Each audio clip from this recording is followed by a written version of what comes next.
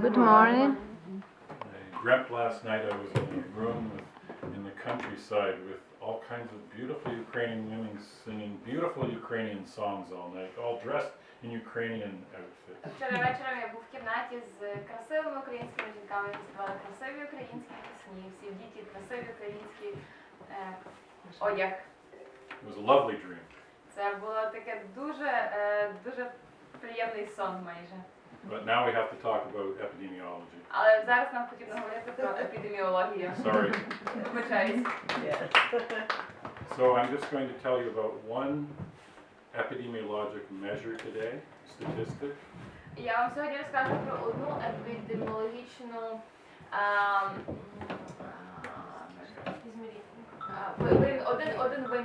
вимірювання. Це є статистика. And it's called the relative risk. І це називається відносний ризик. And it's the most important and most useful measure there is in epidemiology. І це найбільш важливе і найбільш корисне вимірювання, яке є в епідеміології. And it's actually a very simple measure. That's part of the reason it's so good. І це, з іншої сторони, так само досить простий метод, саме тому такий корисний. So it's powerful, Він має велику силу, universally used. Використовується усюди. It summarizes the key things of everything you want to know.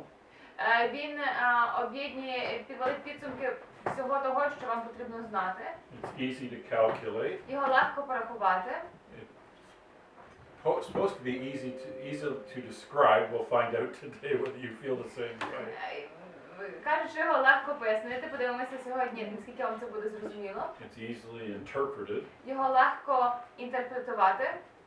And for me, it's a beautiful thing. It just makes me want to cry. І для мене це таке дуже красиве вимірювання. Прямо я хочу плакати час від часу. How many people here would think they know what a relative risk is? Хто з вас знає, що таке відносний ризик? Raise your hand if you think Підніміть you know what руки, a якщо relative ви risk знаєте, is. що таке відносний ризик. So one up and one. Одна рука вгору і одна так наполовину. Okay. So it's simply the relative risk, which I'm going to use R for instead of relative risk. RR це для відносного ризику, позначка. Is the risk in the group of interest Це є ризик в групі зацікавлення. compared to the risk in the comparison group. Який порівнюється з ризиком в групі порівняння. So it can be used for all kinds of things. Risk is interpreted as percentage. Ризик вимірюється відсотком. So it's the percentage in one group compared to the percentage in the other group. Тобто це відсоток однієї групи порівнюється з відсотком іншої групи. So for example, if in the home birth group the cesarean rate is 5%, Наприклад, якщо в групі домашніх пологів рейтинг кесарських розтинів це є 5%, and you want to compare it to the hospital group, і якщо ви хочете порівняти з лікарняною групою, you want to know what's the difference between the cesarean rate at home for planned home births. Obviously, the cesareans are in hospital, but for people who plan to have a home birth, versus what's the rate of cesarean in hospital, say for low risk. Якщо ви хочете порівняти ризик кесарського розтину для планових домашніх пологів з ризиком кесарського розтину для планових пологів у лікарні, and you'd like one simple number to describe і ви that. хочете просто одну просту цифру, яка може це все пояснити. So it's simply 5% for home, 10% for hospital. Це просто 5% домашні пологи і 10% пологи в лікарні. So the relative risk is simply 5 over 10. Відносний ризик відповідно 5 десятих, і це є 0,5. Equals 0.5. And so the relative risk of cesarean at home, for planned home versus planned hospital, is half. Відповідно, відносний ризик запланований у кесарського розтину запланованих домашніх пологах в порівнянні з запланованими пологами в лікарні є половина. If there was the same risk in both at home and at hospital, the relative risk would be 5/5, which would be 1.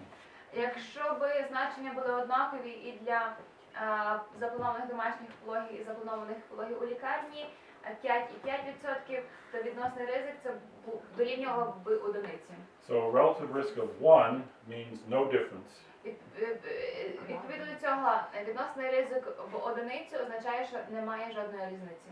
So you can look at any relative risk, and if it's around 1, it means there's no difference between the two groups. Відповідно, якщо ви дивитесь на показник відносного ризику і він близький до одиниці, то це означає, що немає різниці в обох групах, між обома групами. So if the risk for something was twice as high in the home versus the hospital, 10% versus 5%, Якщо б, наприклад, ризик був вдвічі більших в домашніх пологах, ніж в пологах у лікарні, 10 до 5, the relative risk would be 2, відносний ризик дорівнював би 2. i.e. twice the risk or doubling the risk. Це означає, що подвійний ризик.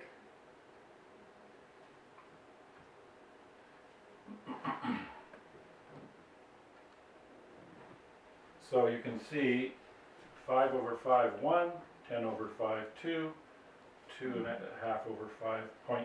Ви можете побачити так, як воно вираховується. And it's not more complicated than that. І воно не є складніше, ніж ось це.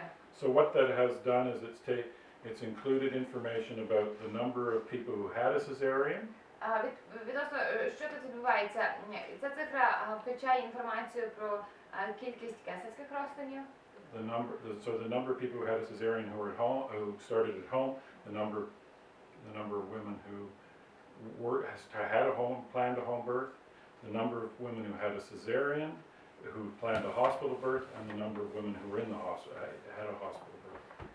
So it takes all four of those numbers ця цифра включає and puts it into one жінок, simple number. які планували домашні пологи, мали кесарський розтин, а які розпочинали свої пологи вдома і мали кесарський розтин, які планували пологи в лікарні, мали кесарський розтин, і які and the first group is? It just covers off the four. People who had a cesarean, people who didn't in each group. Тобто і ті, хто мали, тобто порівняння тих, хто мав кесарський розтин, і той, хто не мав кесарський розтин в групах планових домашніх пологів і планових пологів у лікарні. Now this is used in all epidemiology where you're trying to compare two groups. Цей метод використовується в усій епідеміології, там, де потрібно порівняти дві групи. Because you're always looking in science, are the two groups the same? Are the results the same for both groups, or are they different? Because that's the basic question in all epidemiology. Це основне питання в усій епідеміології. Ми дивимося на результати, на порівняння, як відноситься одна група до іншої групи. So are the women older in one group? Do they have more episiotomies? Are more of them induced? How many? And of course, not only whether there's more, but how many more. Відповідно, чи була індукція, чи була епізіотомія. Oh, I lost one already. Все, одна людина не витримала мене. Станемо зараз. So, here's just some more examples. Ще кілька Can прикладів. anyone tell me if there was 12% in one group and 10% in the other, what the relative risk would be? Скажіть, будь ласка, якщо 12% в одній групі і 10% в іншій групі, який буде відносний ризик? Сподіваюся, на мені не видно. And why would you say 1.2? Чому 1,2? How would you interpret that? І як ви це поясните? Що це означає? If 1.2 is correct, but what Якщо does 1.2 mean? 1,2 це правильно, то що це означає? A little bit more. How much more? How much more? На 20%.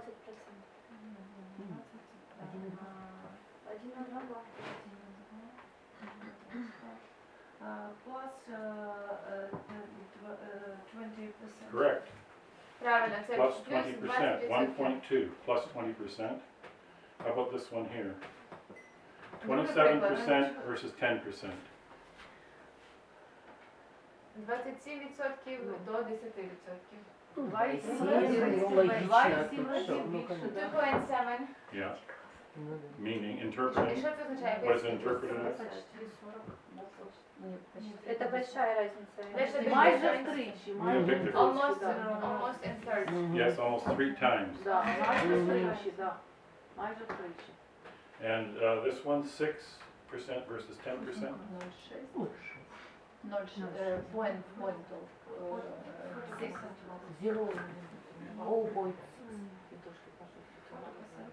I hear someone over here with the right answer. 0.6. And how would you interpret that? Що це означає? Майже втричі менше. Almost twice less. Right. 0.6, 40% decreased risk. Втричі, ну, майже втричі менше, да. Increase росте decrease. So simply 1, even. Дуже Above 1, increase. Below 1, decrease. один це є рівне значення, дорівнює, а вище то це є вище до більше одиниці це є вище ризик, менше одиниці це є нижче. And that's the end of your first epidemiology lesson. І це кінець вашого першого року з епідеміології. Congratulations. Вітаю вас. Back to the young midwife. Повертаємося до молодої акушерки. So that measure will be used, I'll keep coming back to that measure, and every time you read an epidemiology paper, there will always be relative risks in it. Кожного разу, як ви будете читати дослідження з епідеміології, там завжди будуть показники відносного ризику. And as you see, it's not that Як ви complicated. бачите, це не є так складно. Okay, I've got to switch to that other presentation. Так, повертаємося до іншої презентації. No, this one. No, you just pass that here. You just pull this out and down. Okay. Right, there.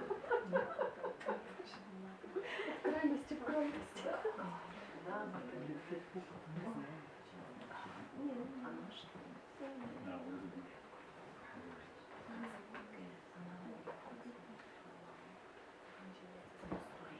Now I'd like to talk to you a bit about the Frankfurt study, the upright breech study that Betty Ann and I did the analysis and writing for, and from the upright breech births in Frankfurt. Зараз я вам хочу дещо розказати про вертикальні пологи при тазовому передлежанні. Це, власне, дослідження, яке ми з Бетті разом робили. And we published this in 2015, Ми його опублікували в 2015 році the International Journal of Obstetrics and Gynecology. в міжнародному журналі акушерства і гінекології. This was a client of Betty Ann's, these people in Ottawa where we live, and that's the Це breech baby. клієнтка Бетті Енн, люди в Отаві, з якими ми жили, і дитина, яку Бетті прийняла.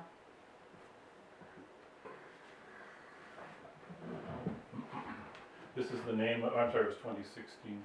You might as well just read the name of the publication. Назва публікації «Вагінальні пологи затазового передлежання дослідження групи, когорт, так?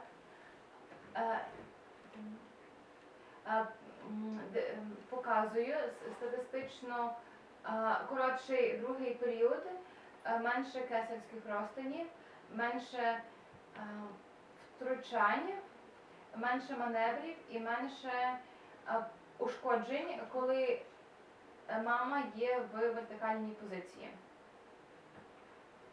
Okay. So the design of the Frankfurt study, this is Frankfurt. Яким obviously. чином це дослідження було побудоване? Це Франкфурт.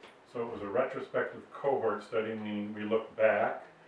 Це було ретроспективне групове дослідження, не означає, що ми дивилися на минулі події. It's a cohort study because we looked at all of the births that they did, for each birth they did. Це означає, що ми брали до уваги усі пологи в тазовому передлежанні, які були зроблені, які були прийняті. Now this center is a tertiary care center, a specialized birth center. Це було центр спеціалізований High risk пологовий birth center. центр, який спеціалізується на високому ризику. So they had 750 women who presented breech at 37 weeks or more. at the center. У них була дані по 750 жінках, які народжували дітей в тазовому передбажанні у 37 тижнів і більше. Between 2004 and 2011. Між 2004 та 2011 роками. So there's the actual first page of the paper, Це published paper. є, власне, перша сторінка опублікованої статті. Frank Goodwin is the main obstetrician who came up with the idea, the guy with the book. Френк Ловен – це, власне, лікар, якого ви бачили на відео, який отримав цю ідею та перевернувши книжку. And he was the head of the department. І він голова департаменту. And Anka was another obstetrician who worked with him. І Анка – це є інша лікарка, яка з ним працювала. And then there's me, and you don't worry about her, she's nothing. І це ось тут є я та співавтором, а також Бекет. So, like a research paper that I described yesterday, you have the objective, the results, objective, methods, results, and conclusions. So, Відповідно, як я вчора вам розказував про дослідницькі статті, у вас є мета, у вас є методологія, у вас є результати, у вас є висновки. and that's why did you do it? Це чому ви це робили? What did you do? Що ви робили? What did you find? Що ви знайшли? What does it mean? І що це означає? Always. Це завжди. So they started with actually 977 breaches. Фактично ми почали з кількістю 957 пологів у тазовому That передбажанні, came to their center in that time period between 2004 and 2011. які приймали в тому центрі в конкретний в той часовий період. 277 were preterm. 277 з них це були недоношена вагітність. So we focused on the other 750 Тому ми зосередилися на, власне, тих пологах, які були доношеними. that went to term. На доношеній вагітності, і це 750. Now, just on these preterm, interestingly, they did vaginal births they attempted vaginal births in more than half of the preterm ones. Цікаво те, що коли ми говоримо про недоношену вагітність, вони приймали вагінальні пологи більш ніж в половині. Це 146.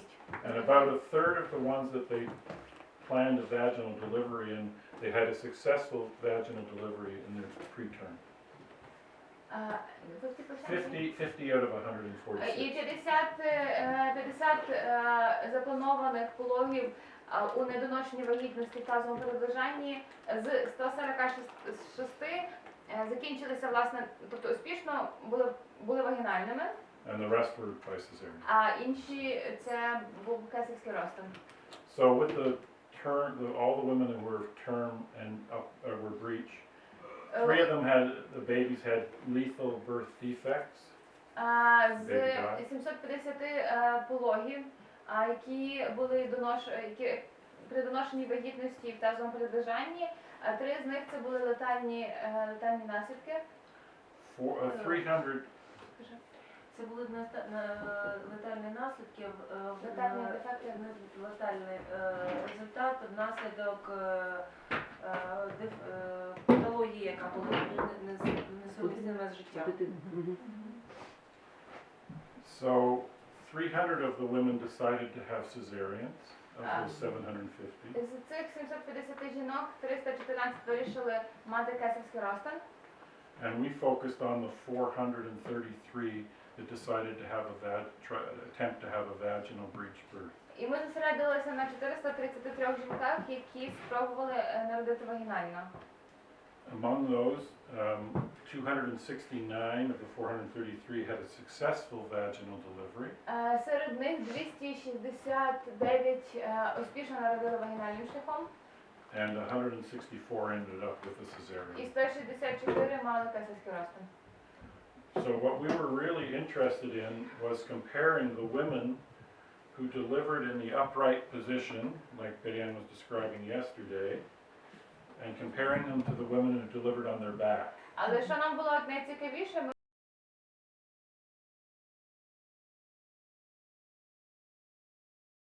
degree tears.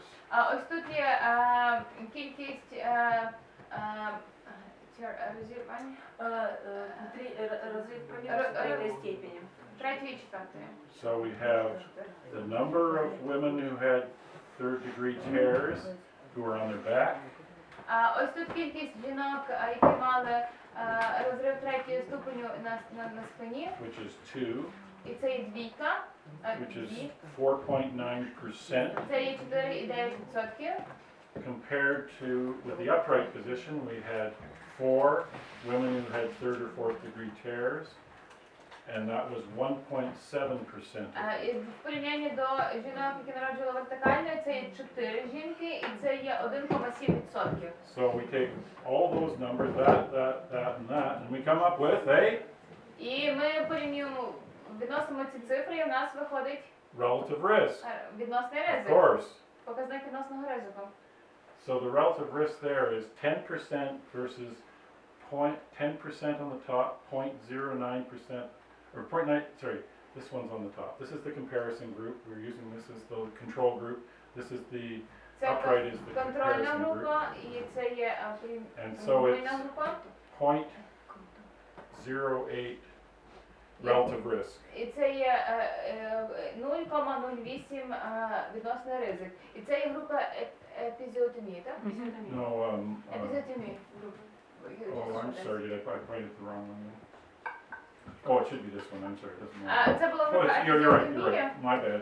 0.34. Але коли ми говоримо про групу розривів 3-4 ступеня, то відносний ризик є 0,34. So what we see here is 0.34, and that is a relative risk of 0.34 is a 66% reduction in risk. Відносний ризик 0,34 це є 66% зменшення ризику. So not surprisingly, based on the upright position, making it easier for the baby to come out, Не дивно, але те, що вертикальна позиція допомагає дитині легше вийти. there were less bad tears. Було менше важких розривів. So I'm not going to go through all these, but you can see there's all of these different factors. Я These не буду are проходити по всіх категоріях, але тут всі можливі фактори. Episiotomies, Епізіотомія, the use of Loveset, Bickenback, other maneuvers. використання маневрів, Then we've got delivery of the head, maneuvers to deliver the head, the Frank nudge, Френк Нач, маневри для Morso smelly Veets, the number of maneuvers used to get the head out, кількість маневрів від того, Etc. щоб народилась головка і так далі. 5-minute APGAR scores, Ще Амгар на 5 хвилин. time in the NICU, what we call NICU, neonatal intensive care unit, І час перебування в відділі інтенсивної терапії etc. і так далі. So for each one you have a percent, the number in the Для group, кожної категорії у 10 out вас of є 40, the percentage, кількість, the number in the upright group, the percentage, and the relative risk. і знову таки кількість і відсоток, і третя колонка це є відносний ризик. So instead of these 4 numbers, 1, 2, 3, 4, just have the one number, the relative risk. І замість 4 цифр у вас є лише одна цифра, і це є відносний ризик.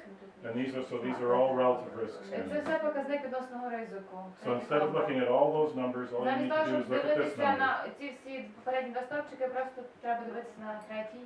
А можно вот эти две первые графы еще уточнить, потому что я так понимаю, что они наиболее какие-то проявленные будут. I'm sorry, I don't understand the Перший, question. другого, третього ступеню розрив? Нет, первые две. Translate, please. I told her, I'm sorry, I Потому don't что мы understand the уловили, question. Tell Что them. какие я- первые две I графы? understand you. Оль, какие Я не розумію, про які ви кажете? Вот эти первые две, вот 10 или 80, или что там, вот эти Ну, первые. там 10 разрыв первой степени, разрыв второй А, я степени. просто прислушала. Вот, а я дальше уже все, я вижу. И третий я... Третья, А, ты четвертая что? и так далее. А я... Фізіотомія. Смотрите. Thank you. So by just looking down this list of relative risks, very quickly you can see, oh, a bunch of them are much lower, Якщо дивитися швидко на показник відносного ризику, деякі показники є значно нижчі, and I see that one is much higher. і один є значно Two are вищий. much higher. Панорамой. So what are those? The І first one that's що це higher, таке? and this is always for the upright group, Ага. you have a higher number of only first degree tears. Є лише більша кількість розривів першого ступеня. Because there were only, in the upright, there were 62% of the women had only a first degree tear, but in the, on the back position, the dorsal position, was only 24% of it first degree tear. Тому що в групі вертикальних пологів було 85 жінок, які мали розриви першого ступеня, а пологів на спині лише 10 жінок, які мали розриви першого ступеня. Which makes sense if the baby comes out easier, there's going to be less tears, Відповідно, bad tears. що має сенс, якщо дитина швидше, легше виходить, то буде менше складних розривів. So in the upright position, and also the love set or 180 degree torque, that is more common with the upright position because that's the turning the baby. Використання маневру лавсета на 180 градусів поворот значно вищий в групі вертикальних пологів. Це 18 жінок і 7,9%. But all the rest are lower. So. Але всі інші показники є нижчими. So you can see how quickly with the relative risk you can find out what's going on with the data. You just need to look at that column and you very quickly Дуже швидко can ви можете за survey the допомогою information. показника відносного ризику подивитися, що відбувається з даними, та які є дані, і зрозуміти. So in summary, we have fewer delivery maneuvers. В підсумку у нас є менша кількість маневрів для пологів, для пологів. And who knows who that is? Хто знає, хто це? That's Frank. Це Франк. Frank Leuven. Франк Лувен. So it's just incredible actually that he started doing upright vaginal breech on his own. Це насправді неймовірно, що він почав приймати пологи за тазового And I передвиження think вертикально, самостійно. he could only do that because he was the head of the І department. він міг це зробити лише тому, що він був головою департаменту. But he's a forward-thinking guy trying to figure out how to do things better. Але він людина, яка думає, широко думає, і він завжди шукає, як зробити речі кращими. And remember, he talks about having the book upside down. He was looking at this book that was upside down. Пригадуєте, він говорив про те, як він дивився на книжку до гори And he ногами. said that makes sense to me. І сказав, що це має сенс. So he tried it. І він спробував. And this study is the demonstration, the science, that it seems to be a good way to do it. І це дослідження, це і показник того, що власне таким чином добре приймати пологи. So it's so much better to, rather than just say, I'm an obstetrician and I do women in the upright position and I think it's better. Так значно, дивіться, бачите, наскільки значно краще, замість того, щоб просто сказати, що я лікар і я приймаю пологи за тазового передвиження вертикально. To instead say, I have data on 750 breech births, and when we look at them very carefully and we write a report and we publish it and it's peer reviewed. Краще сказати, що в мене є дані про 700 плюс пологів вагінальних за тазового передвиження. Ми їх дослідили, ми прийшлися по різних показниках. Це дослідження було прочитане іншими науковцями. I can demonstrate that what I think seems to be true. Я можу показати, що те, що я думаю, насправді є правдою. So first of all, the fewer delivery maneuvers, there's less maneuvers, an odds ratio, odds ratio and relative risk, very similar. Odds ratio, ще один показник і відносний ризик, вони дуже схожі. 0.45, 0,45. meaning less than half the maneuvers, Це означає, що менше майже наполовину маневрів. because as you know, when the woman's on her back, all the babies have to basically be pulled out. Тому що, наскільки ви знаєте, коли жінка на спині, дітей фактично потрібно витягувати. But on their hands and knees, half of them fall out. Але коли жінка на вертикальній позиції, половина з цих дітей просто випадають. So not surprising you see half as many maneuvers. Не дивно, що ми бачимо половину маневрів.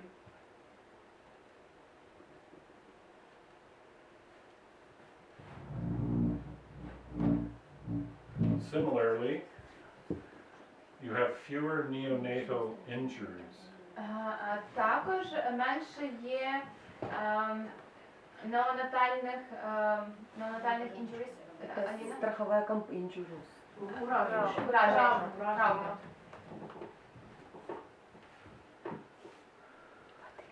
So we have 10% versus in the upright position about 1%. У нас є 10% відношення on the back, 1%. 10% пологів на спині в порівнянні до 1% у пологах вертикальних. Reflecting a very low odds ratio, 0.08. І відповідно дуже низький показник 0,08. Suggesting a 92% reduction in neonatal injury. Що фактично означає 98% зниження неонатальних травм.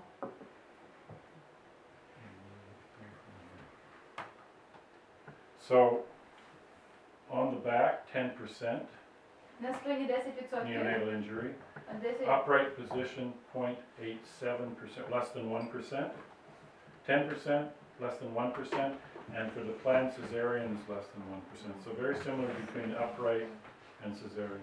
Відповідно, у нас є 10% неонатальних травм у випадку пологів на спині, 0,87% неонатальних травм у вертикальних пологах. І цей показник дуже схожий до планових кесарських розтинів, який 0,62. Victoria, Yeah. it's easier to translate when you're not breastfeeding. Really? Tell the people, I think Я that. кажу, що легше перекладати, коли я не годую грудьми. Логично. You can call it Квітка again. I know, you can multitask, you're a woman. Квітка, що поїхала на ринок? As well, also very interesting is the second stage of labor was shorter on average with the upright position. Також дуже цікаво те, що в середньому другий період пологів був коротший у пологах в вертикальній позі. And this is the number of minutes, 106 on the back, 62 Це і upright. кількість хвилин, 106 хвилин на спині і 62 вертикально. Once again, so 45 minutes different on average. Тобто в середньому це є 45 хвилин різниці.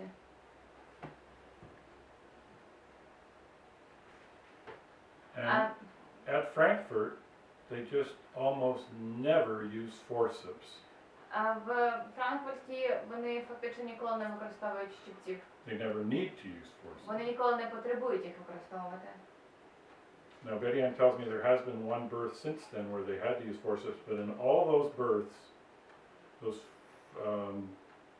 almost 300 births, they never used forceps. Бетян казала, що якось пізніше їм треба були одні пологи, яких потрібно було використовувати щипці, але ті пологи, які вийшли в дослідження, вони ні разу їх не There's використовували. 3 other studies, Є три of інші upright дослідження про вертикальні пологи за тазового передбачення. and Betty Ann's own births of 65 or 50 something around 65 breaches. Близько 65 вертикальних пологів, які прийняла Бетян. No use of forceps in any of those studies. Not Frank's, not the other 3, not Betty Не Ann's. використовувалися щипці в жодній з цих досліджень. So the conclusion, I guess you could just translate. Let's see if we need Висновки. to. Upright breach, reduction in duration of the second stage of labor. We talked about all these. Less maneuvers, less neonatal injuries, and a cesarean rate was similar between the vaginal and the upright. Висновки. В вертикальних пологах затазового передбачання було зниження тривалості другого періоду пологів, менше маневрів було необхідно, було зниження материнських та неонатальних травм, так само відсоток кесарського розтину, коли порівнювати з вагінальними пологами, Такий же самий, як І відповідно відсоток кесарського розтину був одинаковим з вагінальними пологами на спині. Ну, тобто однаковий ризик кесарського розтину був однаковий, що вертикально, що на спині. Ні. Там було, що ви Upright position, к чому не приводить? Oh, sure. difficulty in interpreting the last part. Previously. With the Trying to get to association with cesarean on dorsal and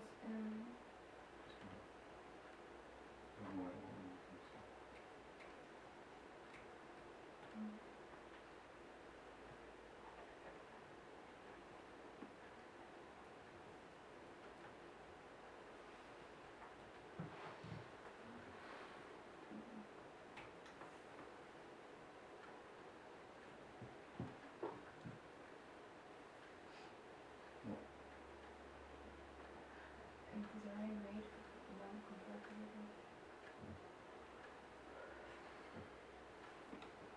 зниження.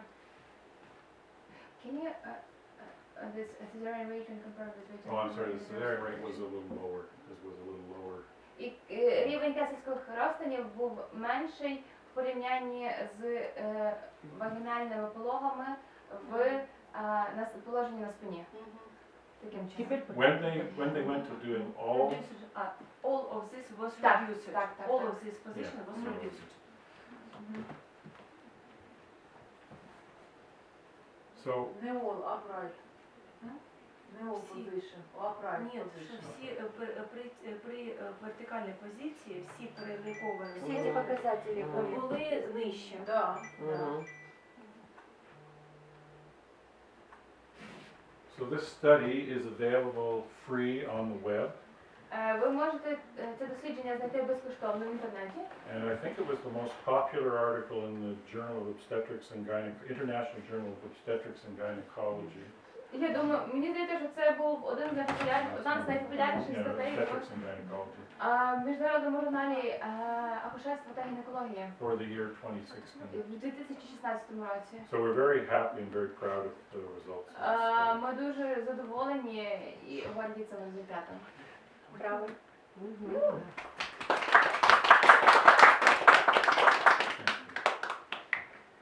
The other thing is attached to the study, as Betty Ann probably mentioned, but I'll mention again, is one of the appendix of the study is the protocol Один з додатків до цього дослідження це є протокол, for how they actually did, what their rules were for doing the upright breaches. які їхні правила для проведення пологів вертикальних.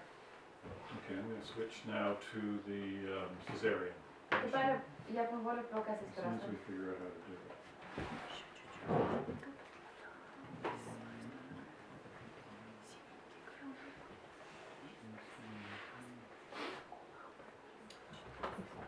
Секція цезарея.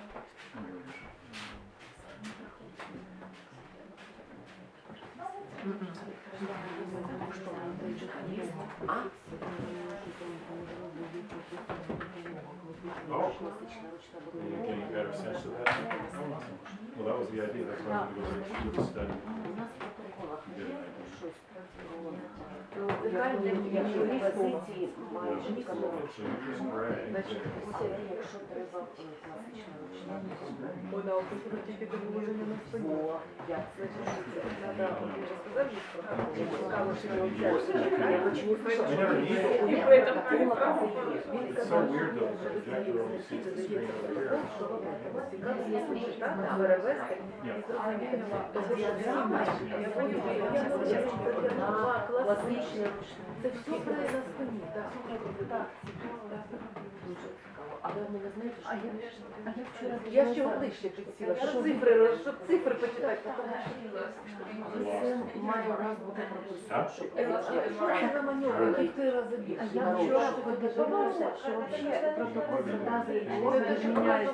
Коли він оце як до нас зараз. іде спиною, нам надає навпаки розвернутися. Я не знаю. От саме Я я кажу, що а що не відміняється? Що значить відміняється? Да, от А, ти буде There's just А, all the- If you don't know what it is, then read Я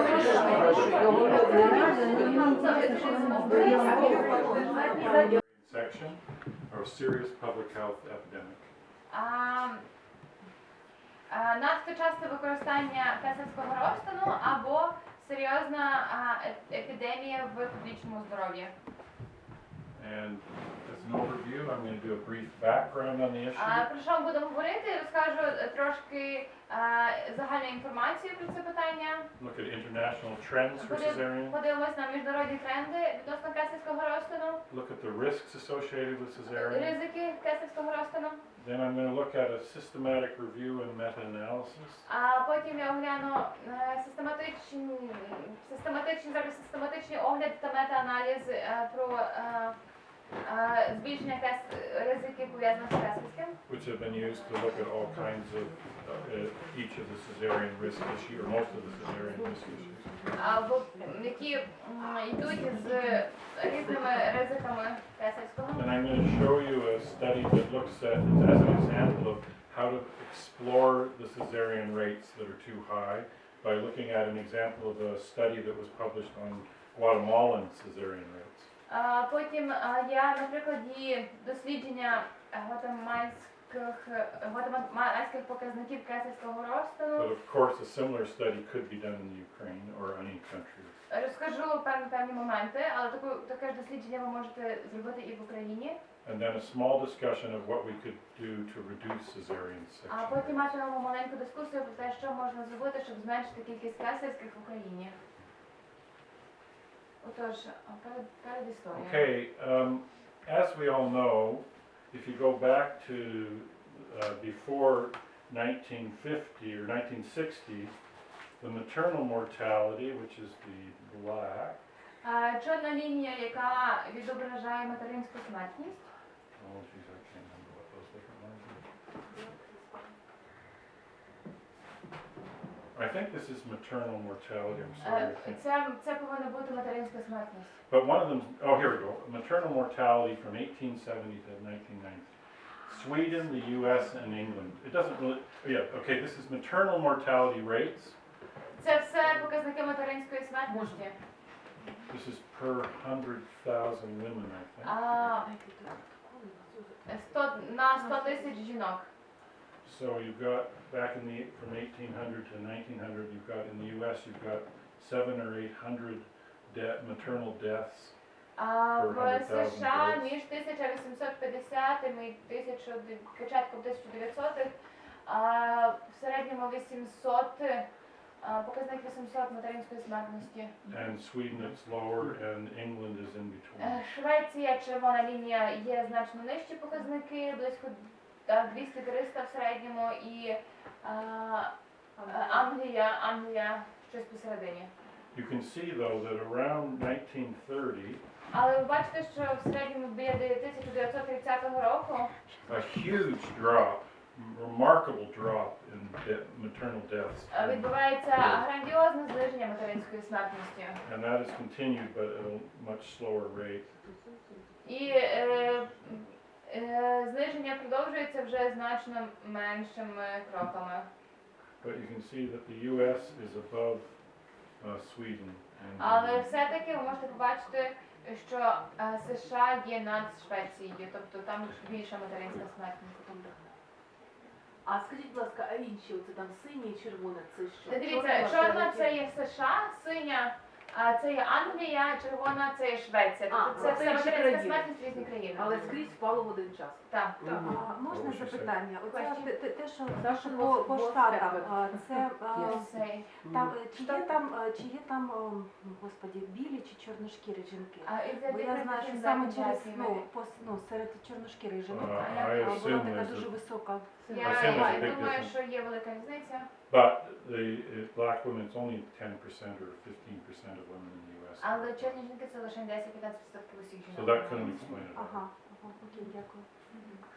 Anyway, the main takeaway is just a remarkable increase in deaths. Найголовніше, що його, щоб ви з цього графіку взяли, це те, що відбулося значне грандіозне зниження материнської смертності.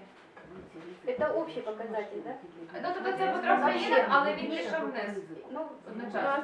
На 100 тысяч это количество смертей на 100 тысяч ну, он не привязан ни к родов. чему, это средний. Я Ну понимаю. как к чему?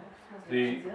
The thing about this is, as these rates were dropping like crazy, the rate of hospital births was going the opposite way.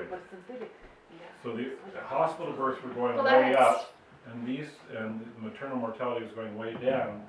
So those both were happening at the same time. Що дуже цікаво, що кількість домашніх пологів різко падала в той самий час, як кількість материнської смертності знижувалася. And they tend to get interpreted that it was because of going to hospital that the risks went down. І It's assumed.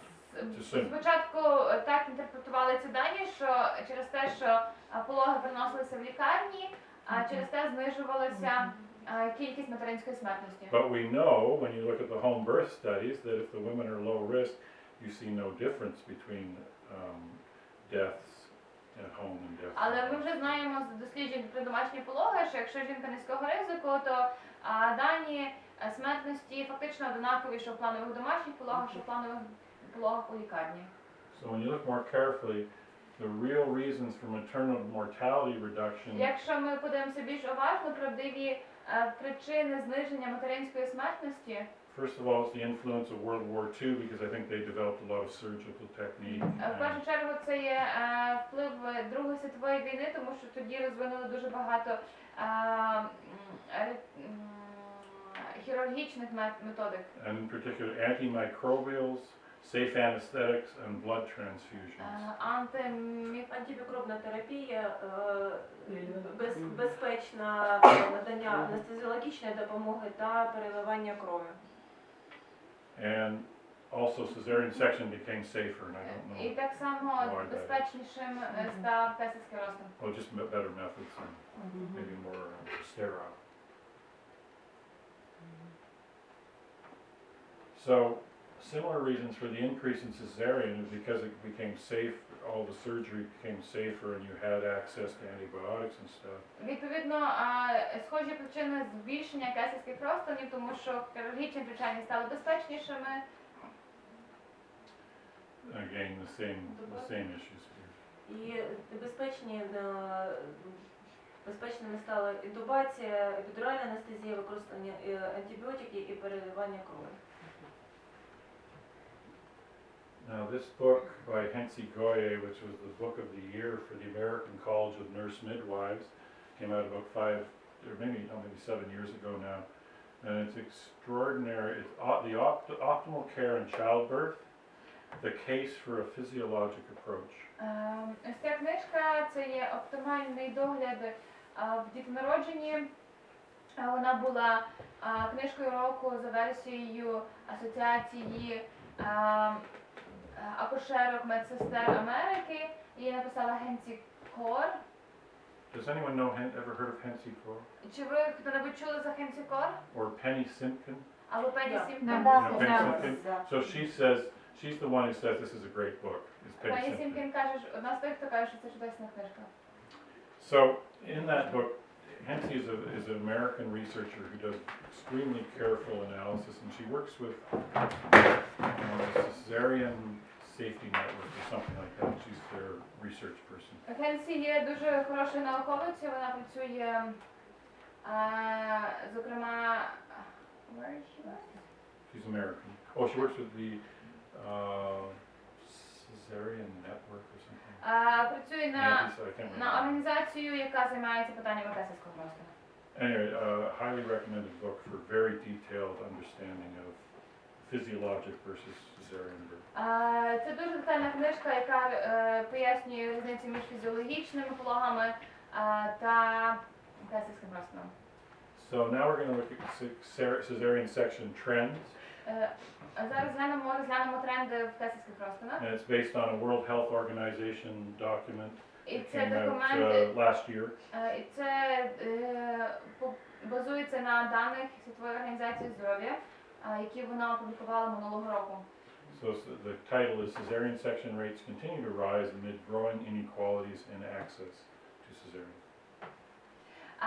Заголовок такий: показники кесарського розтину зростають, так само, як і зростає нерівність у доступі до нього. And they suggest that the rising rates suggest increasing numbers of medically unnecessary, potentially harmful procedures.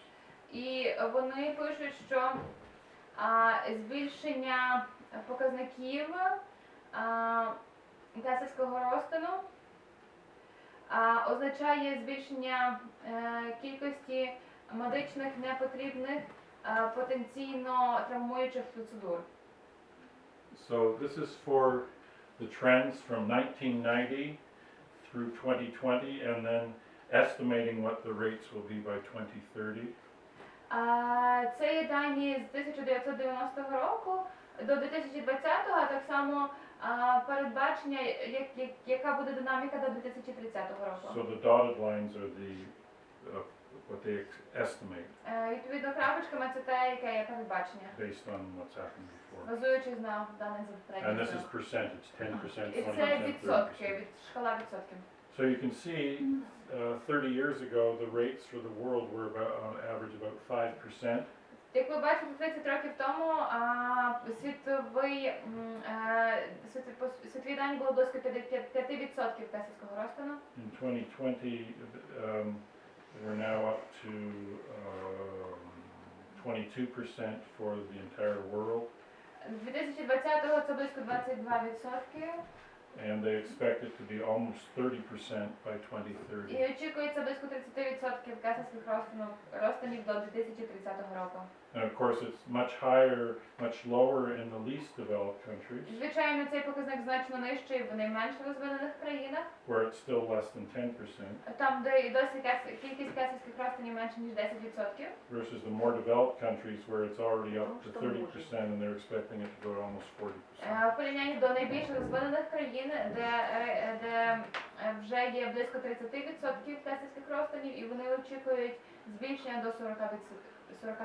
Now, the thing that's worrying about this is cesarean sections have been demonstrated, the research on it, a lot of research suggests that up to about a 10% cesarean rate saves mothers and saves babies. А те, що хвилююче про ці всі дослідження, це те, що відсоток кесарського розтину до 10 показує те, що він спасає жінок і дітей. It strongly suggests, actually not suggests, I think the evidence is very clear that cesareans, when necessary, in 10% of women, do save a lot of lives and babies. Абсолютно доказано те, що кесарський розтин у тих 10%, коли він є абсолютно необхідним, він спасає життя матерів і дітей. So like with so many things in this world, in the developed world we have too much of it, Як і багато речей в цьому світі, в розвинених країнах ми маємо надто багато цього кесарського and in the розтину. least developed countries we don't have enough. І в найменш розвинених країнах у нас недостатньо кесарських розтинів.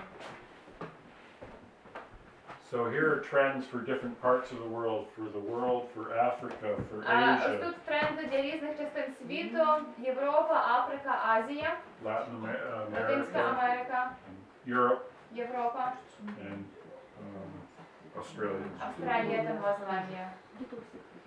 Now if we look at just the Americas, Якщо ми глянемо лише на Американці стартували зразу.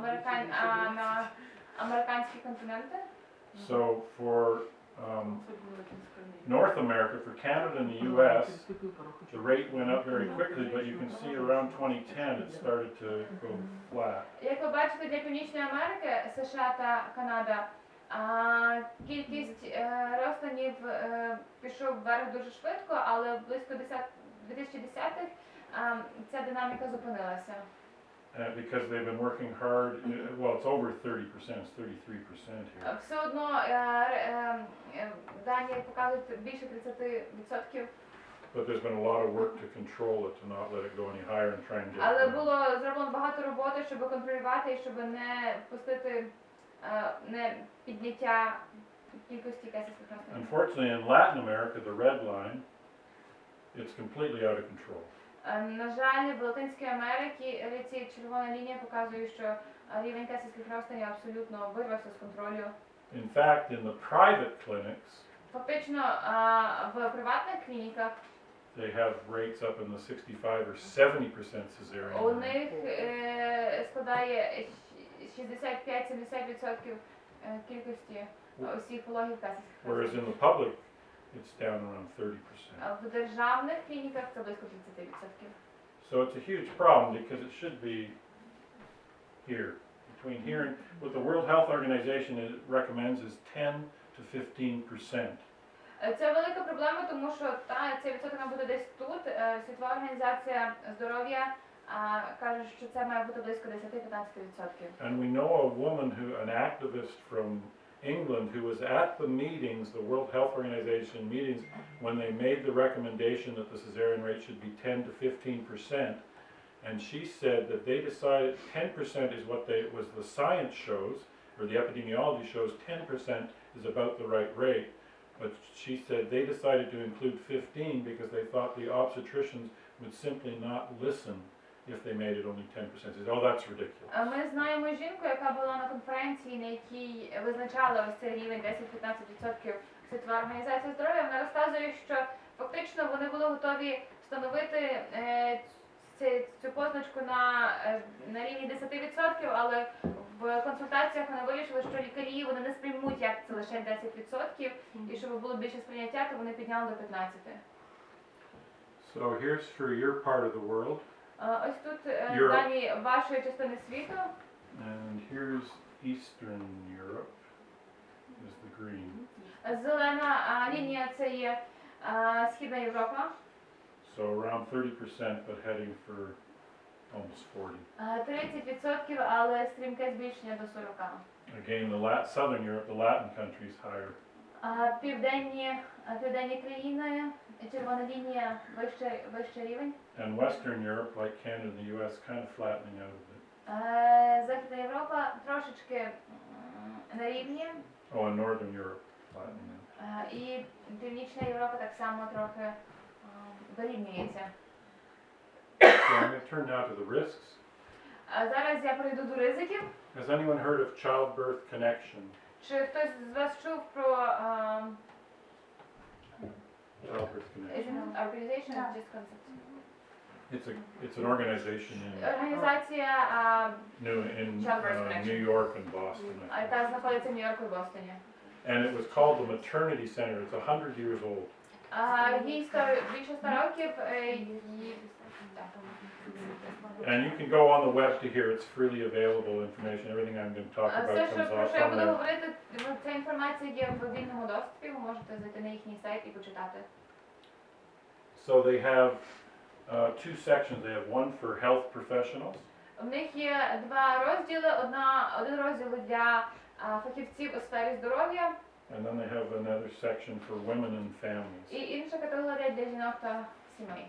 So just the same information, but presented differently. Та сама інформація, але по-різному презентована. So it says research and evidence, and then asks these questions. Якщо ви підете онлайн на їхній сайт, ви побачите ось ці питання про дослідження та доказовість. Shall I say those questions? I think you just say the end of them. Oh, yeah, you might as well. You don't have to interpret completely, but this is risks with cesarean for the woman. Які, наприклад, там є відповіді на питання, які є потенційні ризики кесарського розтину для жінки, Benefits and risks of a vaginal birth. Плюси та мінуси вагінальних пологів, Problems if the woman has a cesarean.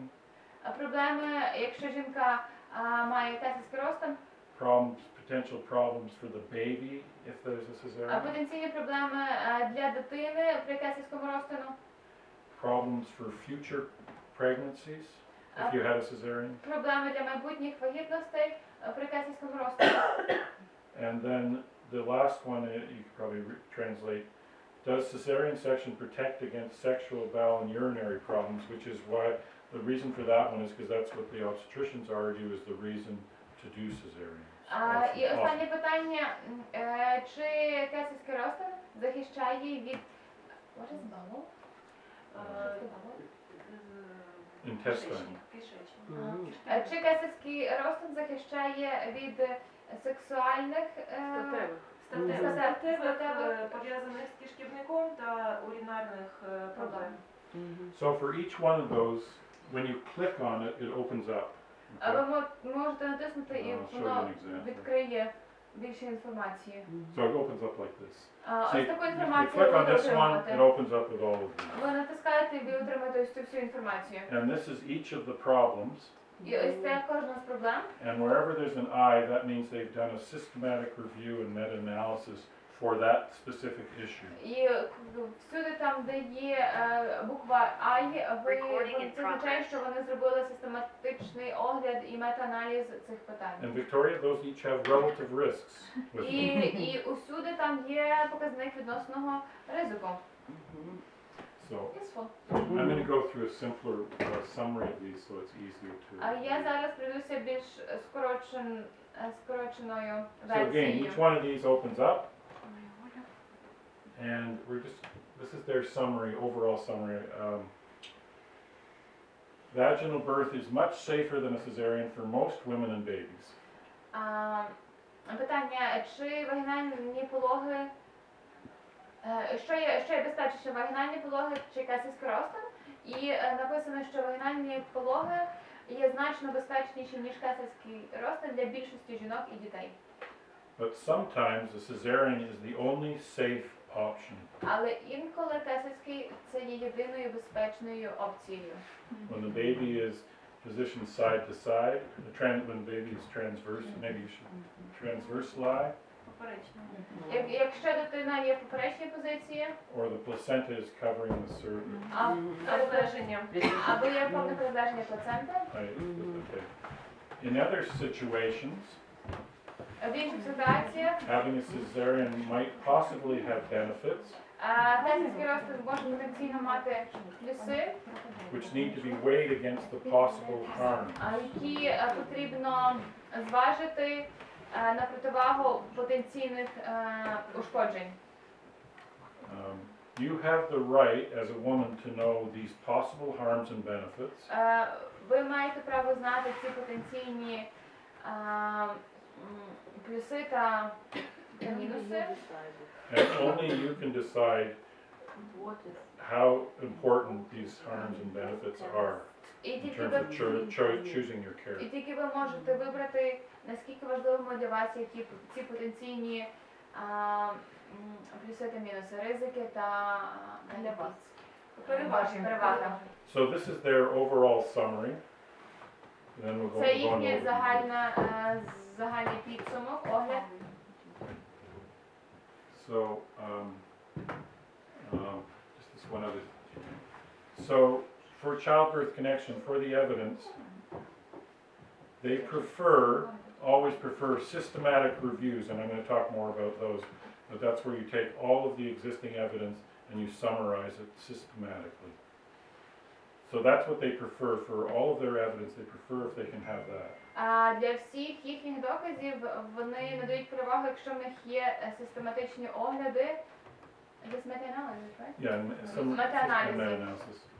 Systematic review and meta-analysis go together. They're two parts. Систематичні огляди і мета-аналіз, вони йдуть разом. Systematic review is how you bring all the information together, Систематичні огляди це те, яким чином ви всю інформацію докупи збираєте. and the meta-analysis is the mathematical, statistical way of summarizing the risk. А мета-аналіз це є математичний статистичний спосіб цю всю інформацію проаналізувати. So what they suggest is systematic reviews and meta-analysis are the best available evidence and the most trustworthy to know what are the harms and benefits. Вони кажуть, що загальний збір інформації та мета-аналіз це найкращий спосіб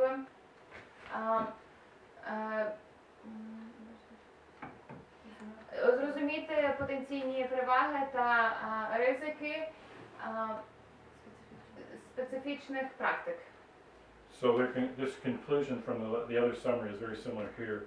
when a cesarean is truly needed, its benefits outweigh possible downside. Коли кесарський розтин є абсолютно необхідним, переваги повністю перевищують потенційні ризики. However, Але without a clear medical reason for a cesarean, без чіткої медичної потреби для кесарського розтину, vaginal birth is likely far safer path for you and your baby. вагінальні пологи є швидше за все значно безпечнішим шляхом для вас і для вашої дитини. So, I'm going to go through some. I Okay, like the wording. sorry. I like the wording. How they put. The wording? Yes. Yeah, it's very carefully worded. So these are just summaries of what they say in more words. Це лише підсумки, загальні огляди того, що вони кажуть. So cesarean risks for the woman. Ризик кесарського для жінки. Maternal death is higher for cesarean. Жіноча смертність є вищою. Cardiac arrest, heart attack. Серцевий напад. Emergency hysterectomy. Неотложное удаление матки. Pulmonary embolism.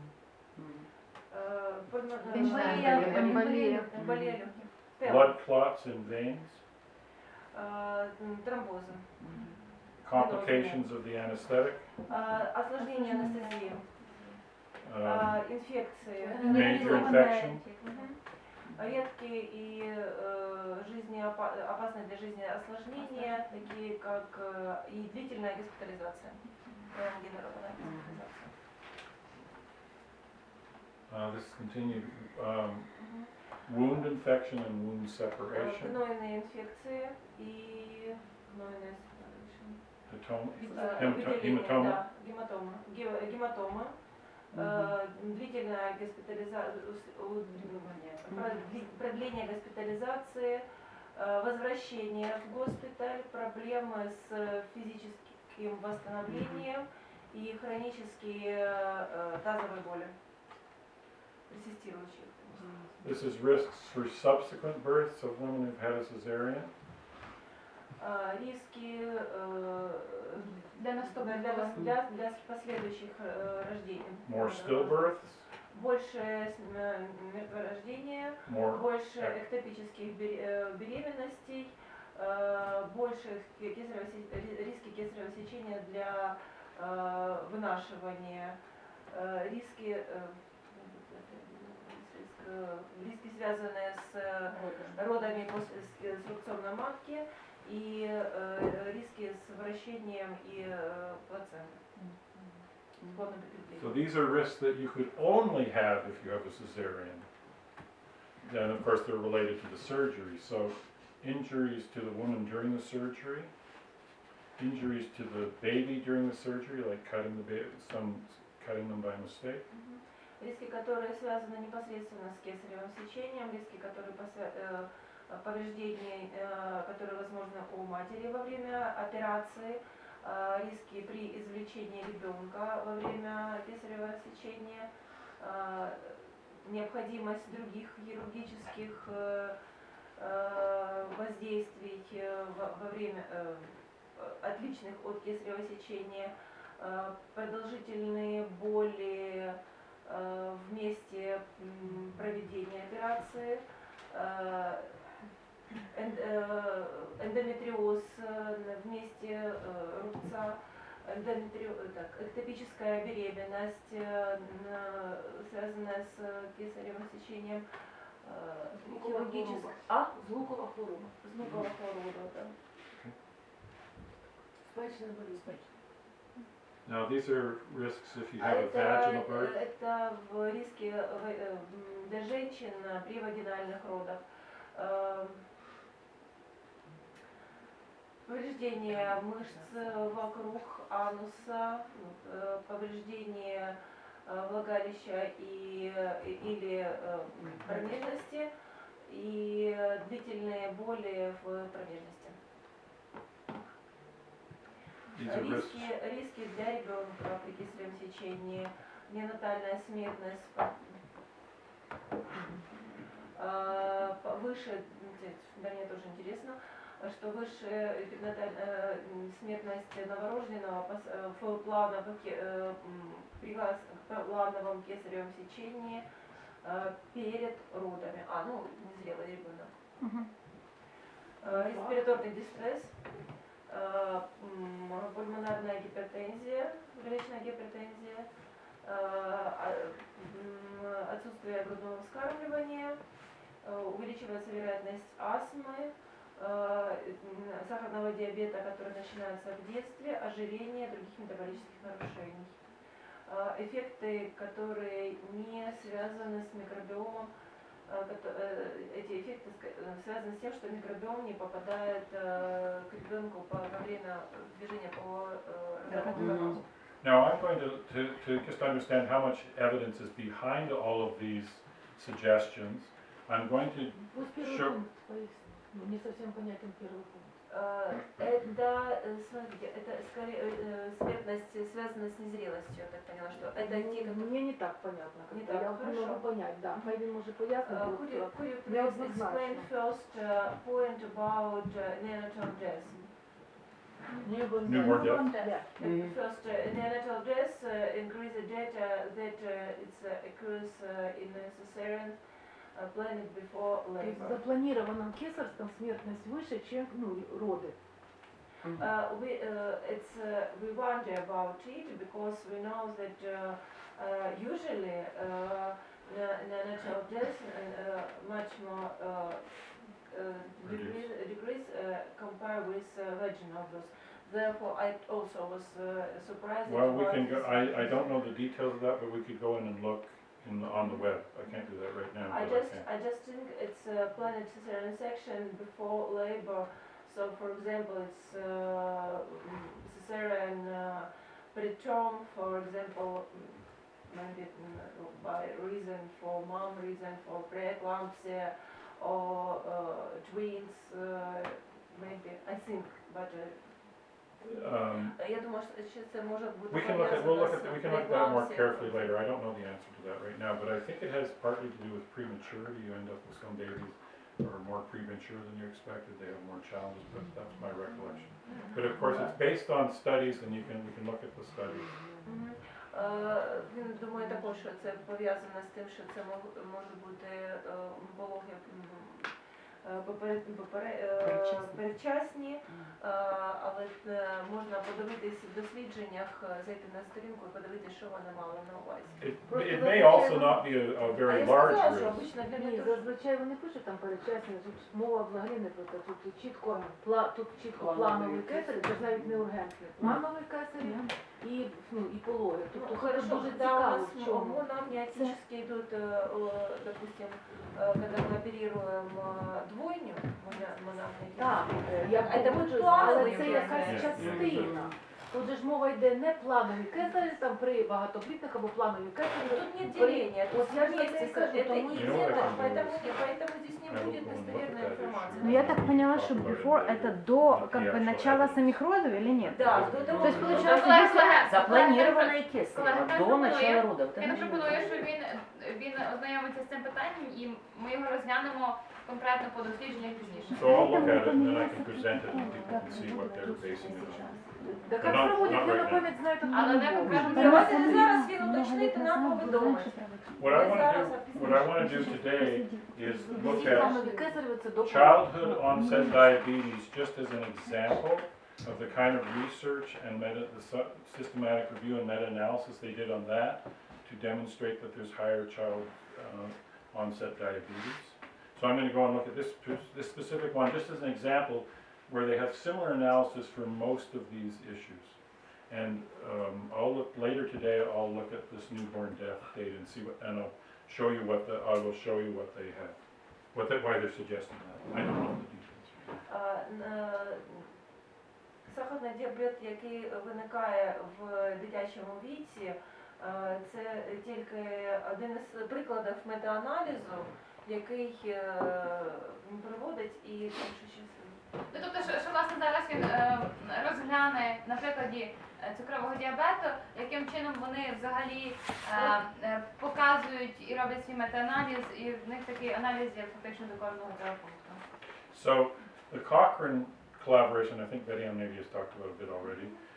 Basically though, it's where the systematic reviews and meta-analysis came from mostly. And it started in the 1980s with obstetrics in particular, as opposed to other areas of medicine, and grew to other areas of medicine.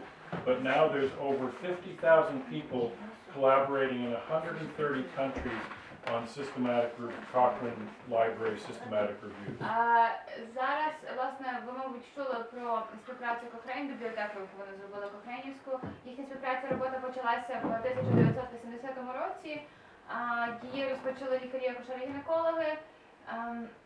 І вони досліджували 250 акушерських питань. And one of the things about the Cochrane is there's no money that comes from drug companies or other commercial interests. І що важливо в цьому, те, що в Кохрейні вони не беруть фінансів від компаній фармацевтичних. And finally, 80% of World Health Organization recommendations, guidelines, make use of Cochrane reviews. І 80% рекомендацій Світової організації здоров'я, вони базуються на кохренівських рев'ю. So, this is the more detailed, this is again this fold down, and we're just going to look at this one right here, childhood onset diabetes. Ми зараз розглянемо можливість діабету у дітей. And again, if you're on the web, you just click on here, and it opens Ви up. просто нажимаєте туди, і воно більше вигортає інформацію. So there, I clicked on it, and it gives you, there's the reference. So you can go to the actual study, the actual Можете meta-analysis. оглянути конкретне дослідження по цьому питанню. And there's the article. Ось це, власне, стаття. You might as well read the title. Кесарський розтин асоціюється з підвищеним ризиком діабету першого типу, який починається в дитинстві. And you can see how many authors are involved with the study. Мета-аналіз спостережувальних Lots of досліджень. researchers. І ви involved. бачите, що дуже багато дослідників, науковців брали участь в цьому дослідженні. And this was published in 2008. І це дослідження було опубліковане в 2008 році. So in a meta-analysis, the first thing you do Мета-аналізи перше, що ви робите, is try and make sure, this is actually, they don't have this diagram in this particular meta-analysis. I'm choosing one from another meta-analysis, but they're exactly the same strategy. тобто це не їхня табличка, але я її взяв з інших джерел, хоча фактично вони роблять за цією самою схемою. So the first thing you want Ці самі ключові слова і мати той самий результат. And does anyone here know what PubMed actually is? Чи ви знаєте, що таке PubMed тут? So it's done by the U.S. government, the United States government. Це ресурс американського I уряду. think it's associated with the Library of Congress, their big Швидше за national все, library. бібліотека Конгресу, найбільша національна бібліотека. And it probably includes about 30 million medical research peer-reviewed articles. І там включено Yeah.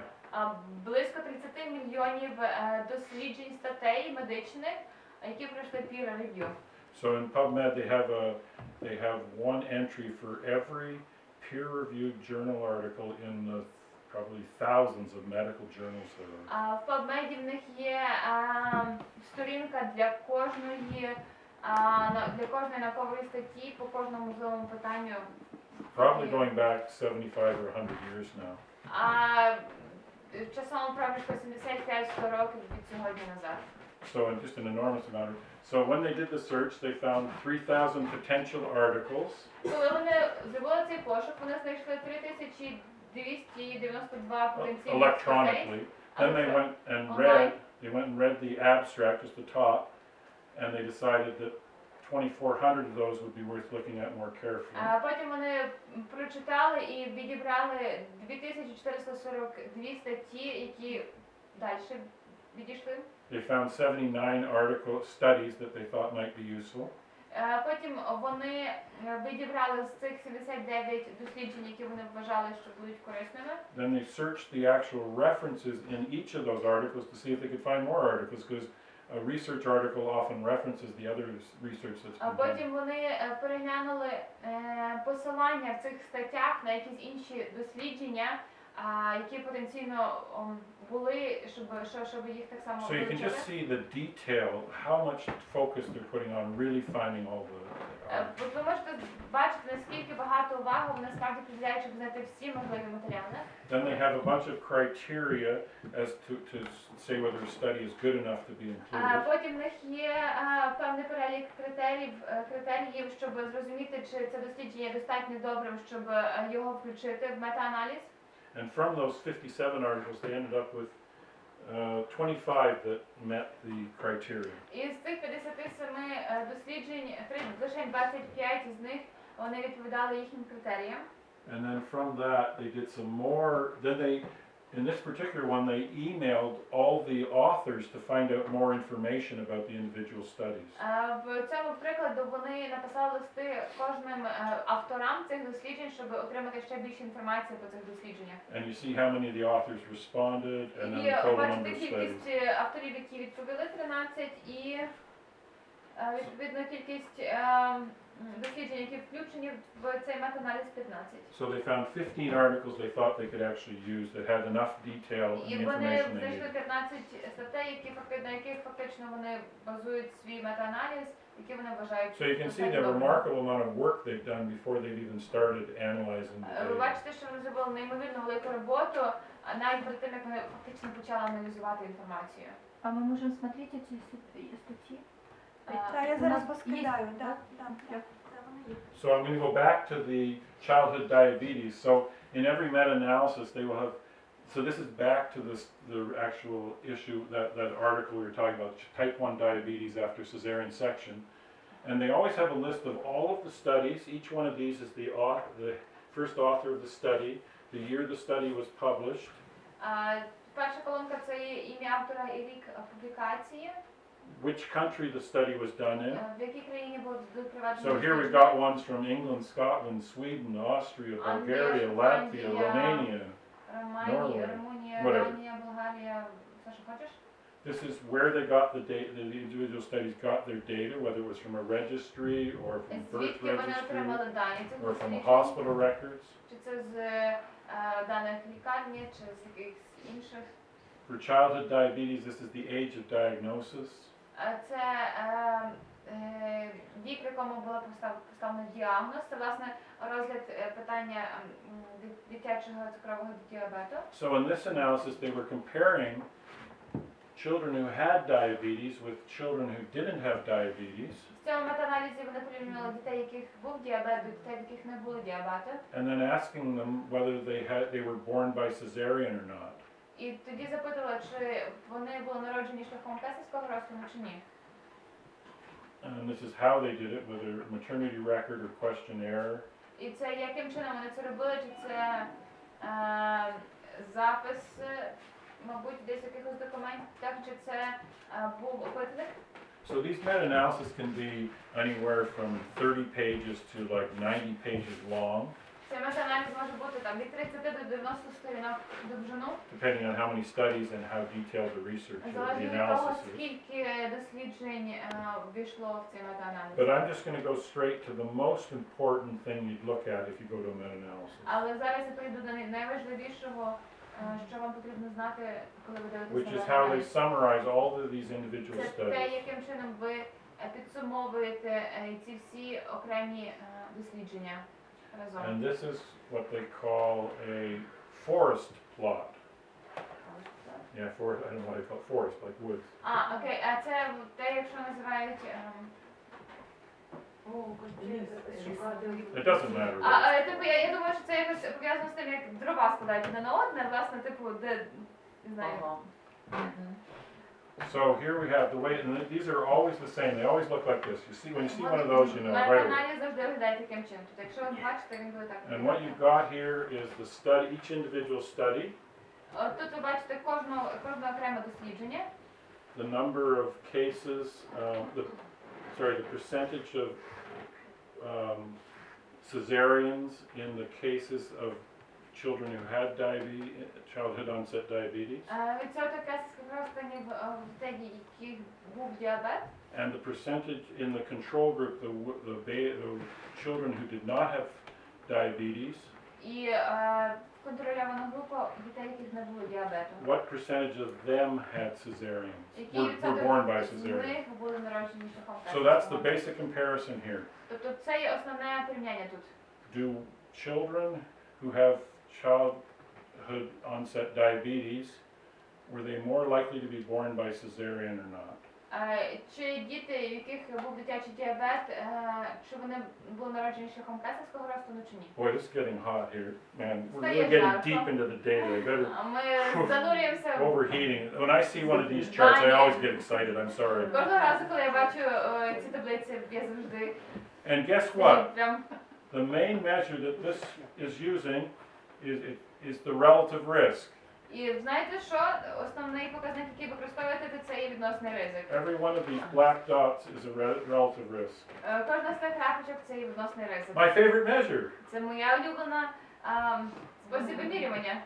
So here they have the numeric relative risk that we've been Тут talking бачите about. цифри відносного ризику. And you see all these risks, 1.32, 1.6, 1.59, 0.97. 1,59. And this line 1, right here, the 1, is always on the forest plot. Перша лінія завжди на одиниці. And if the studies on average were right on this line, it would mean that there's no increase or decrease in the rate of childhood diabetes if you've had a cesarean.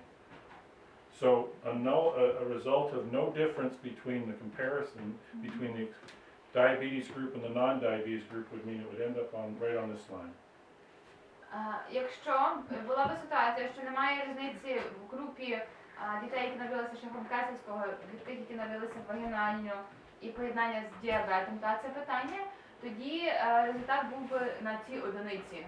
So here they say Різниці немає. reduced risk of diabetes after cesarean section on this side of the graph. В ту сторону графіку це йде зниження ризику діабету при кесарському розтину, And increased risk of а в ту diabetes. сторону це є збільшення ризику діабету при кесарському розтину. So if you look at all these dots, what do you see? Якщо ви поглянете на ці всі крапочки, що ви бачите? Все Some of показатели them говорят о see том, what- что повышен риск при... So you see the increased risk of diabetes. Кроме двух вот этих. And only just Два или три. two or three show. Exactly. So you can see that almost all the relative risks are above 1. Майже весь відносний ризик є вище одиниці. And so when you summarize them, this little diamond at the bottom is always Якщо ви the це все summary. докупи зведете і малесенький діамант It's a внизу, statistical summary of them. це статистичний підсумок цих всіх даних. And when you do that, you see, not surprisingly, given where all these are, that the average is right here. Не дивно, зважаючи на те, де розташовані ці всі крапочки, середнє значення є більшим одиниці. Suggesting relative risk of 1.23. What does that mean? Відносний ризик 1,23, що На це 23%. означає? На 23%. 23%. Correct. Или 23%. полгода. A 23% increase in the relative risk. 23% зростання відносного ризику. Now the size of the study is represented because a tiny study is less important than a huge study, right? Величина дослідження так само тут показана величиною цих квадратиків. The size of these boxes has to do with how big the study is. Bigger study, big study, small study, small study, small study. Велике Big дослідження, study, маленьке big дослідження, plus. відповідно, більша коробочка, менша коробочка. So the big studies have more impact on what your final І result is. відповідно більші дослідження мають більший вплив на фінальний результат. And you can see here, you had, let's get too complicated, just leave it at that. But what you see is, the beauty of this is all this data here, all this data here, all these Але краса studies, того всього це те, що ось ці всі дані тут, This- тут і тут. this brings a tear to my eye as І я well, прям хочу плакати, because all of those those studies, all of that searching, all of that research Тому comes що down to ці this one Ці всі table, дослідження, ці всі or this one пошуки можна chart. підсумувати всього-навсього в одній таблиці. And I, as an epidemiologist, or anyone of you, once you've looked at a few of these, you can very quickly see, oh, this study, and this study, and this study, and this study were the most important ones.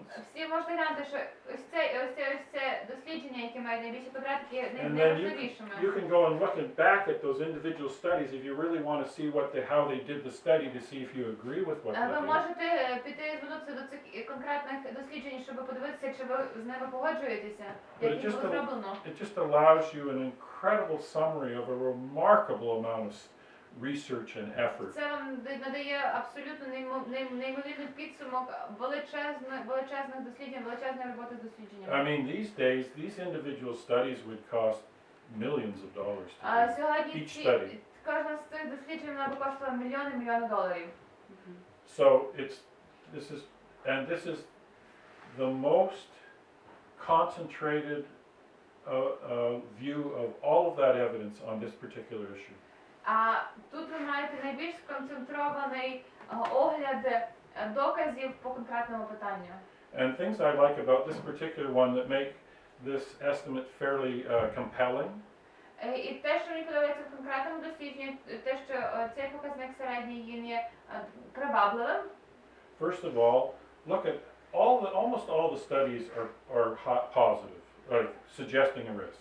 Гляньте, майже всі дослідження показують, що ризик такий є. And the only ones that aren't suggesting a risk are very small.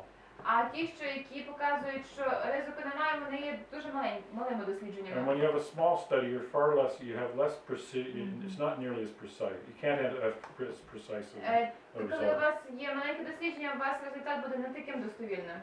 The other thing that's very compelling to me is these are completely different authors. Те, що мені ще подобається конкретно в цьому мета-аналізі, що So, дослідження зроблені абсолютно різними Completely авторами, different research groups, дуже різними дослідницькими групами, and done in different countries. і було зроблено в абсолютно різних країнах. А в які роки? And in different years. And in different І years. абсолютно різні роки.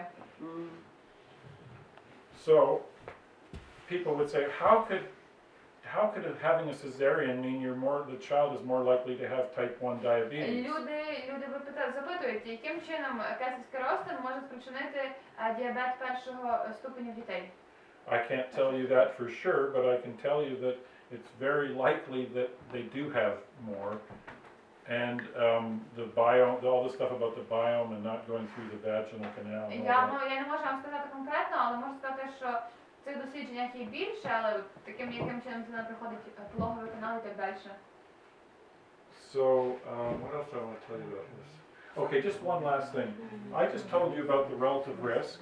Я That вам number, щойно розказав, And again, it's just the percentage in one group. про відносний ризик, показник, і це лише відсоток. And to review again, in this particular analysis, it's the percentage of children who had a cesarean in the group that has childhood diabetes versus the percentage of children who had a cesarean who weren't in the diabetes. Who didn't have diabetes. В цьому конкретному метааналізі йдемо про кількість відсоток дітей, яких був дитячий діабет першого типу, які були народжені шляхом кесарського розтину, в порівнянні до тих дітей, яких не було яких був діабет, але які не були народжені шляхом So кесарського those are your розтину. relative risks. Ці крапочки це відносний ризик. And the other thing I won't get into, but these Інше lines, те, що я не буду заглиблюватися, але ось ці лінії, they indicate they're a statistical calculation to tell you how likely, if you did this study again, where would that risk fall? Because if you do studies over and over, it's like sampling for a political campaign. They always say, well, it looks like 52% of people would vote for Zelensky and 48 wouldn't, but we're not totally sure. We think it between 49 and 55%, for example. це власне як і опитування, і коли ти предполагаєш українською, як це буде? Передбачають. Передбачає, що там за Зеленського проголосує стільки-то, там за іншого опонента стільки-то, 49 to 49 але фактично в тебе є ось ця градація Припускають. можливості О, дякую дуже. Градація від, тобто не конкретна цифра, а від такого-то там до такого-то. That's the same, exactly the same. І, власне, тут про те саме. In this case, you can see with the big study that it's very tight. Велике, тобто тут ви можете бачити, що дослідження велике, And with the але little study, it's very wide. ця лінія дуже коротка, а маленьке дослідження ця лінія дуже довга. And if this line doesn't cross the one, І якщо ця лінія не перетинає одиничку, you have a lot of confidence that that really is real. що є дуже багато впевненості, що це дослідження є правдивим. So you can see that the big studies, two of them are you're very confident in, this one less. Ви можете бачити, що два дослідження вони є дуже вірогідними, і третє трохи менше. So it's just about after 11, so I'll just talk for a couple minutes more. This was, oh, what did you, oh, that's Перепрошую, sure. мене просили That's the нагадати, same що one. за 11 так. Ви написали. Написали, вже табличку. Now, more analysis, I won't get into this at all, but this is more analysis they did on these same studies because they want to be really careful that they're not making a mistake. That it's, so what they looked at Вони is більше said, аналізу робили по тому ж питанні, щоб не допустити помилок. so they said, well, the things that might impact whether you had a cesarean section and whether you had childhood diabetes, the things that might impact whether you had cesarean and had childhood Що diabetes. могло, те, що може мати вплив на те, чи є дитячий діабет і чи був кесарський розтин, Could be things like birth weight, це може бути такі показники, такі як вага при народженні, gestational age, гестаційний вік, maternal age, материнський вік, maternal diabetes, материнський діабет, breastfeeding. грудне вигодовування. So in each of those studies, they looked at, so if you take in consideration control for those, how does it impact what risk you find for childhood diabetes?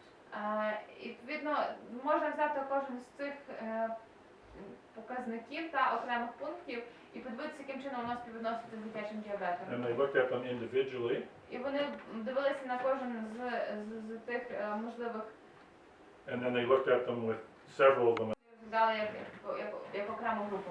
and they basically did a chart just like this for І each вони one of зробили those.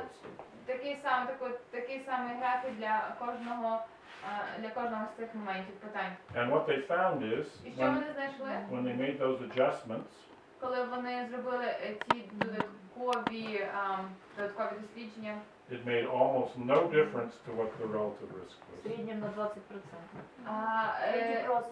20%. Майже не було, so, like, on several 20%? Yeah, all around 20%.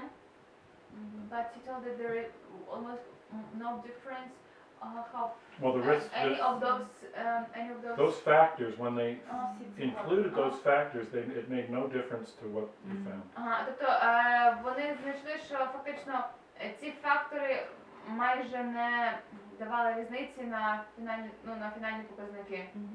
So it means that doesn't make what is maternal diabetes whether or not. Well, maternal diabetes might matter, but when you look in the studies and you look at that carefully, you realize it doesn't change whether there's a relationship with cesarean or not.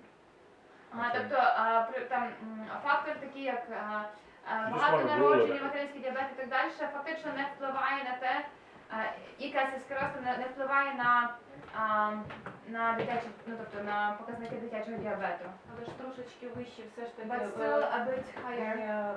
Well, but yeah, breastfeeding but very і та вага при народженні. And трошечки the birth вище. rate. And birth rate. Трошечки. what we can agree on is it's about 20%, still a 20% increase in risk. So I'm just going to go very quickly through this one on the cesarean. This was a study done in 2015, and they just Це looked. дослідження 2015 року.